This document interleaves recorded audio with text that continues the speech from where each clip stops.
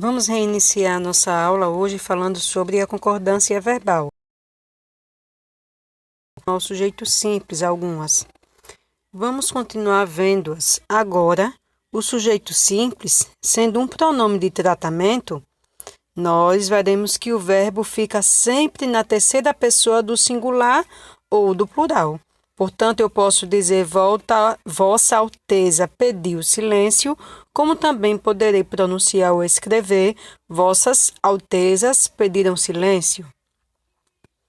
Quando o sujeito é o pronome relativo que, o verbo concorda com o antecedente do pronome, ou seja, fui eu que derramei o café, fomos nós que derramamos o café. Vemos no primeiro exemplo que o verbo derramar concordou com a primeira pessoa do singular e depois o verbo derramar concordou com a primeira pessoa do plural. És tu que me fazes ver o sentido da vida. Ainda existem mulheres que ficam vermelhas na presença de um homem. Quando o sujeito simples é o pronome relativo quem, o verbo pode ficar na terceira pessoa do singular ou concordar com o antecedente do pronome. Exemplo, fui eu quem derramou o café. Fui eu quem derramei o café. Fomos nós quem pintou o muro. Fomos nós quem pintamos o muro. Quando o sujeito simples é formado pelas expressões um dos que, uma das, o verbo vai de preferência para o plural. Antônio é um dos que mais estudam matemática. Ademir, da Guia, foi um dos jogadores que mais encantaram os poetas. Se você é um dos que admiram o escritor, certamente lerá seu novo romance. Quando o sujeito simples representa as expressões partitivas, metade de, a maior parte de e outras, o verbo fica no singular ou vai para o plural. Grande parte dos alunos foi à excursão ou foram à excursão. Metade dos candidatos não apresentou ou metade dos candidatos não apresentaram nenhuma proposta interessante. Quando o sujeito simples, ele é formado por expressão que indica quantidade aproximada. Exemplos, cerca de, mais de, menos de, perto de, seguida de numeral e substantivo, o verbo vai concordar com esse numeral. Cerca de 1.000 pessoas participaram da manifestação, por exemplo. Perto de 500 alunos compareceram à solenidade. Mais de um atleta estabeleceu novo recorde nas últimas Olimpíadas. Agora observem, quando a expressão mais de um se associa a verbos que exprimem reciprocidade mútua, o plural é obrigatório. Mais de um colega se ofenderam na tumultuada discussão de ontem. Ou seja, ofenderam um a outro, houve ofensa mútua. Quando o sujeito é formado pelas expressões alguns de nós, poucos de vós, quais de, quantos de, ou outras, o verbo poderá concordar com o pronome interrogativo ou pronome definido, na terceira pessoa do plural, ou com o pronome pessoal, nós ou vós. Quais de vós me punirão? Quais de vós me punireis? Alguns de nós chegaram tarde, alguns de nós chegamos tarde. Outra observação. Com os pronomes interrogativos ou indefinidos no singular, o verbo concorda com eles na terceira pessoa do singular. Qual de vós me punirá? Algum de nós leu o livro. Qual de nós saiu da sala? Quando o sujeito simples ele representa uma porcentagem, o verbo concorda com o sujeito quando esse é um número expresso em porcentagem, sem especificação. Por exemplo, 1% não compareceu à aula, 90% não compareceram à aula. Quando o sujeito for indicado de uma porcentagem seguida de substantivo, o verbo pode concordar com o numeral ou com o substantivo. 10% dos alunos estão em dia com as mensalidades. 1% dos alunos está ou estão em dia com as mensalidades. 2% dos alunos não compareceram à aula. 10% do alunado está ou estão em dia com as mensalidades. Agora, existe essa regra geral quando o sujeito ele é anteposto ao verbo. Este verbo fica no plural.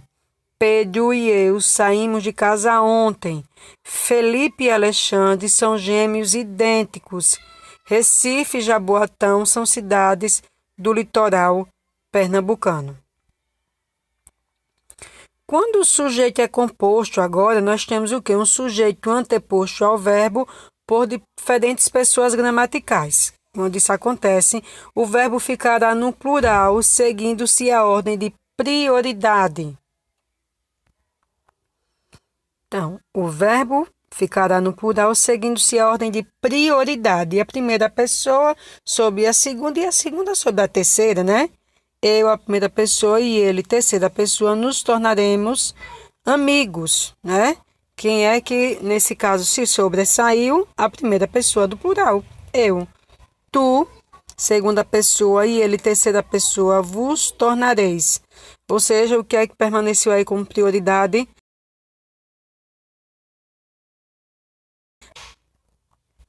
Atualmente, também é comum a concordância do verbo com a terceira pessoa. Tu, a segunda pessoa, e ele, a terceira, se tornarão amigos, né? E aí nós vemos que o que prevaleceu foi a concordância com a terceira pessoa do plural. Quando o sujeito composto, ele sendo anteposto ao verbo, o verbo poderá ficar no plural. Se os núcleos do sujeito forem sinônimos, como esses exemplos aqui, prestem atenção. A decência e honestidade é coisa rara nessa sociedade, ou seja, o verbo ficou no singular. O desalento e a tristeza minou-lhes as forças. O rancor, e o ódio não conduz a coisa boa. A coragem e o destemor fez dele um herói. Quando esse sujeito composto está anteposto ao verbo, o verbo poderá ficar no singular. Quando os núcleos formam uma gradação, né? Os acontecimentos acontecem em ordem gradativa. A angústia, a solidão, a falta de companhia levou ao suicídio. Um prefeito, um governador, um presidente precisa de, no mínimo, 5 anos de mandato para poder realizar uma boa administração. Quando os núcleos aparecem resumidos por tudo, nada, ninguém, né? Essas palavras que dão ideia de indefinição, que não dizem precisamente quem está praticando a ação, o que é que acontece? Pais, mães, professores, ninguém faltou à reunião. Nós percebemos que o verbo permaneceu no singular. Os pedidos, as súplicas, o desespero, nada o comoveu. Quando esse sujeito composto é um sujeito anteposto ao verbo ligados por um ou outro, nenhum nem outro, o verbo ficará ainda no singular. Nem ele, nem eu casarei com Teresa. Nenhum, nem outro rapaz tinha a intenção de casar com ela. Um ou outro jogador merecia aplausos. Quando o sujeito é anteposto ao verbo ligados por um e outro, o verbo poderá ficar tanto no singular como no plural. Um e outro já veio ou um e outro já vieram. Quando o sujeito composto ele é anteposto ao verbo e os núcleos do sujeito são ligados por com, o verbo ficará no plural. Ela com as amigas saíram a passeio. A mãe com a filha estiveram no baile. O professor com um aluno montaram o equipamento. Quando o sujeito é anteposto ao verbo ligados, não só, mas também, não só como também, tanto como, não apenas, mas também, tanto e quanto, o verbo ficará no plural. Não só a mãe, mas também a filha precisam de ajuda. Tanto a mãe quanto a filha choraram. Não só a seca, mas também o descaso assolam o Nordeste. Tanto o pai quanto o filho costumavam passar por ali. Quando esse sujeito, que é composto, ele é anteposto ao verbo, neste antes do verbo, e os núcleos do sujeito são ligados por ou o verbo concordará de acordo com o valor significativo, né, da conjunção. Então, vamos ver quais são as possibilidades. Se houver ideia de exclusão ou retificação, o verbo fica no singular ou concorda com o núcleo do sujeito que está mais próximo. João ou Pedro será o novo gerente. E aí a gente teve uma ideia de exclusão, né? Se teve a ideia de exclusão, nós percebemos que vai concordar no singular. Luiz ou Manuel casará com Tereza, e aí também a ideia de exclusão. O ladrão ou os ladrões não deixaram nenhuma pista para os policiais. E aí houve o quê? Uma retificação. E se houve a retificação, neste caso, nós percebemos que houve a concordância com o sujeito mais próximo. Se houver a ideia de adição, né, de soma, o verbo vai para o plural. A gordura ou o sedentarismo são prejudiciais à saúde, ou seja, tanto a gordura como o sedentarismo, a gente percebe aí a ideia de adição. O ou agora, que é uma conjunção de alternância, se torna uma conjunção aditiva. Quando o sujeito ele é posposto ao verbo, agora não está antes, está depois do verbo, o verbo poderá ficar no plural ou concordar com o núcleo mais próximo. Chegaram ao local do crime os policiais e o delegado. Passeava na rua Antônia e Disseu. Chegou ao estádio o técnico e os jogadores. Chegaram ao estádio os jogadores e o técnico. Bastaram ou bastou determinação e capacidade. Com os verbos impessoais, prestem muita atenção. Os verbos impessoais ficam sempre na terceira pessoa do singular. Haver no sentido de existir, ocorrer, acontecer, não apresenta sujeito, né? São aquelas orações sem sujeitos. Apesar da gente dizer que os termos essenciais de oração é o sujeito e o predicado, nós sabemos que alguns verbos, a partir deles não é possível precisar quem praticou a ação. Portanto, eles são impessoais e assim formam orações sem sujeito. Houve acidentes graves na semana passada. Ocorreram acidentes graves na semana passada.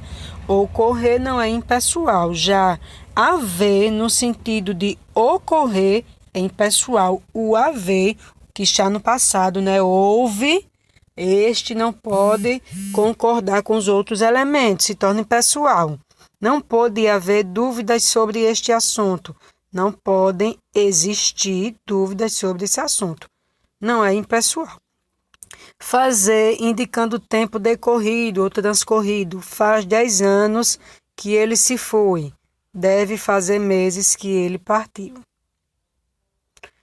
Os verbos impessoais ficam sempre na terceira pessoa do singular. Haver, fazer, estar, ir, indicando o tempo. Esses verbos também que são chamados de verbos de ligação. Fez 15 graus ontem. Deve estar fazendo 2 graus. Verbos que indicam os fenômenos da natureza, como choveu, chuvas torrenciais em agosto, também se tornam impessoais. Eles vão formando aquelas orações sem sujeito. Não dá para dizer quem choveu, né? Choveram palavrões naquela discussão. Agora, a gente percebe que não é chover no sentido de chuva, né? Quer dizer que ocorreu a incidência de muitos palavrões. Há que considerar também o valor semântico do verbo para saber caracterizar quando ele é impessoal e quando ele não é impessoal, porque ele significa outra ação. O verbo ser também ele é especial. Quando o sujeito é ativo, lembrando que o predicado normalmente ligado a esse sujeito, até por um verbo de ligação, predicado Então, sendo nome próprio, pessoa ou pronome pessoal, a concordância se faz com a pessoa. O homem é cinzas. Paulo era só problemas. Eu sou José da Silva. José da Silva sou eu. Garrincha foi as maravilhas do drible. Seu orgulho eram os velhinhos.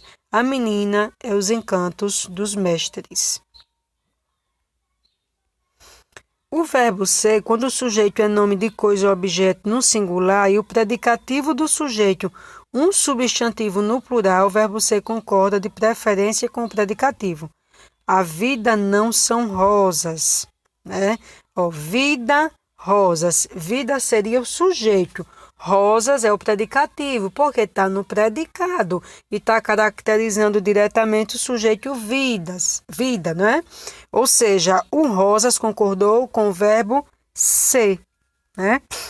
A sua paixão eram os filmes de terror, a cama são as palhas, aquele amor é apenas cacos do passado, os seus segredos são essas vaidades. O verbo ser também concordará com o numeral na indicação de tempo e distância. É 1 hora, são 2 horas, são 2 quilômetros. Daqui à igreja é 1 quilômetro, são 19 horas em ponto. Em data, concordará com a palavra dia ou dias, que pode estar expressa ou subtendida. Hoje são 20 de setembro. Hoje é dia 20 de setembro. É dia 12 de junho, ou é 12 de junho. São 12 de junho, são 12 dias de junho. Quando o sujeito foi os pronomes tudo, isso, aquilo, isto, você concorda preferencialmente com o predicativo, mas poderá concordar ainda com o sujeito, essa variação. Portanto, tudo são flores no início da relação. Isto são fenômenos naturais. Tudo eram alegrias naquela noite. Isso são manias de um ocioso.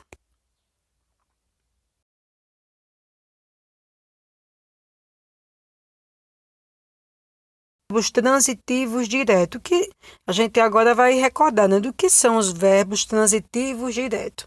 São aqueles verbos que eles precisam de um complemento, mas esse complemento se faz depois dele na próxima palavra, sem uso de uma preposição, senão seria transitivo indireto, né? Ou seja, o si como pronome apassivador nos verbos transitivos diretos e nos verbos transitivos com sujeito passivo, aquele, né, que sofre ação. Vende-se este terreno, ou seja, o terreno é vendido. Vendem-se estes terrenos, terrenos são vendidos. Não se devem fazer estas perguntas. Estas perguntas não devem ser feitas. Podem-se buscar outras soluções. Outras soluções podem ser buscadas. Aqui não se dão aulas a estrangeiros. Dar é o verbo transitivo, direto e indireto também. Aulas a estrangeiros não são dadas aqui. Bom, o se também como um índice de indeterminação do sujeito, né? Quando a gente não sabe quem praticou a ação e a gente sabe que depois lá do verbo tem o hífen e a partícula de indeterminação do sujeito, o se. Então, com os verbos transitivos indiretos, né, aqueles que precisam de preposição, e com os verbos intransitivos, aqueles que não precisam nem de complemento, porque ele por si já se baseiam, se completam, e também com os verbos de ligação, o verbo fica na terceira pessoa do singular. Portanto, concordou-se com esta ideia. Quem concorda, concorda com alguma coisa. Aí a gente tem o quê? Um verbo transitivo, né? Transitivo indireto. Concordou-se com estas ideias, né? Não se deve discordar das opiniões dela, precisa-se de empregados. E aí são as referências. Haverá agora uma orientação para que vocês realizem uma atividade. E agora já se inicia o nosso primeiro instrumento de avaliação de aprendizagem. Como eu expliquei no vídeo anterior, esta atividade serão 5 atividades, esta valerá 2 pontos, portanto, não deixem de realizá-la. Obrigada.